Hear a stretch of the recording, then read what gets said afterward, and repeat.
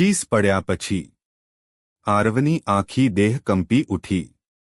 એ ચીસ બીજાની નહોતી, એ એની પોતાની હતી. આરવ ડરથી જમીન પર બેસી ગયો. એના હાથમાંથી કાળી ડાયરી સરકી ગઈ. એને સમજાતું નહોતું. જો રૂમમાં કોઈ નહોતું તો ચીસ કોણે પાડી? ધીમે ધીમે આરવે ડાયરી ઉઠાવી.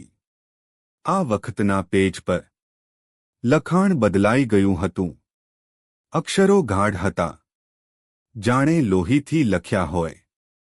લખેલું હતું, તું મને જોઈ શકતો નથી, પણ હું તને બધે જોઈ રહ્યો છું.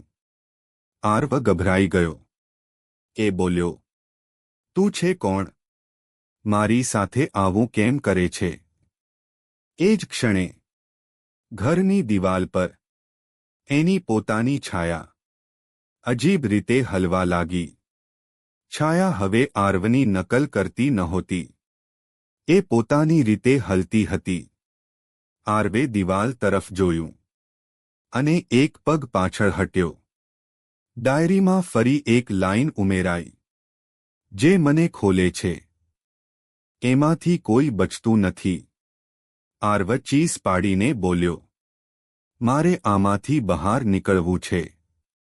પણ તરત જ મુખ્ય દરવાજો જોરથી બંધ થઈ ગયો. આરવ દોડીને દરવાજા સુધી ગયો, પણ તાળું પોતે જ લાગી ગયું હતું. પછી ડાયરીના છેલ્લા પેજ પર સૌથી ભયાનક વાક્ય દેખાયું, આગળનો વારો તારી આત્માનો છે.